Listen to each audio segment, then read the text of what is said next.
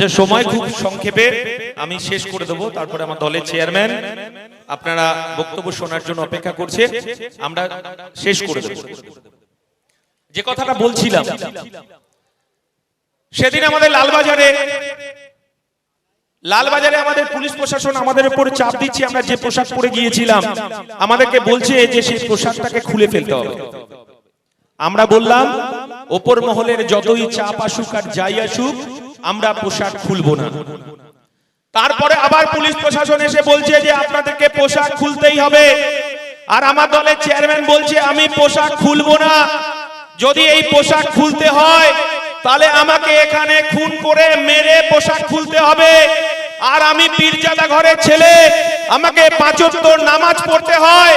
আর এই ড্রেস যদি আমি হাঁটুর ওপর পরি তাহলে এই লালবাজারের বাইরে যে খবর যাবে মমতা বন্দ্যোপাধ্যায়ের পুলিশ যে বাংলায় আগুন জ্বলবে, সেই পুলিশের ক্ষমতা নেই সে আগুনকে নেভানোর। তাই আমার ডেড বডি বেরোবে লালবাজার থেকে, তবু এই পোশাক আমি খুলবো না। আমরা সেদিনকে বলে দিয়েছিলাম দৃঢ়তার সঙ্গে আমাদেরকে হুমকি দিয়ে চমকে তৃণমূলী করা যাবে না। আমরা মেরুদণ্ডটাকে শক্ত করে রাজনীতি করতে এসেছি। আমরা টাকার কাছে মেরুদণ্ডটাকে বিক্রি করব না, আমরা মন্ত্রিত্বের কাছে আমরা বিক্রি করব না।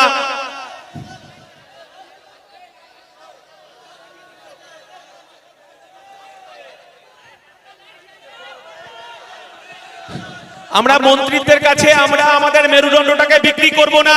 লাস্ট কথা বলি আপনাদেরকে, এই গোসাবার পুলিশ যদি 2 ঘন্টা নিরপেক্ষ থাকে এই গোসাবা থেকে তৃণমূল সাইন বোর্ডে পরিণত হবে, জেনে যান। আর একটা কথা বলে যাচ্ছি, 2018 সালে আইএসএফ ছিল না, 2023 সালে আইএসএফ আছে। আর পুলিশ প্রশাসন আর সুব্রত দা সুব্রত দা এই বালি 1 এর প্রধান, বালি 2 এর প্রধান ভাই এমএলএ, শুনে রাখুন, যদি আবার এই গোসাবার মানুষের অধিকারকে হরণ করার চেষ্টা করেন আর বোম গুলি দিয়ে আবার যদি ইলেকশন করার চেষ্টা করেন তাহলে আবার ইন্ডিয়ান সেকুলার ফ্রন্টের মা ভাইদের রক্তের ওপর দিয়ে আপনাকে ডিঙিয়ে গিয়ে ইলেকশনটা করতে হবে। এই কথাটা বলে যাই, সবাই ভালো থাকবেন, সুস্থ থাকবেন। ইন্ডিয়ান সেকুলার ফ্রন্ট জিন্দাবাদ। এবার বলবেন আমার একমাত্র বাংলার বিধায়ক, বাংলার বাঘ, আমি বলি বাংলার বাঘ নওশাদ সিদ্দিকী বক্তব্য রাখবেন।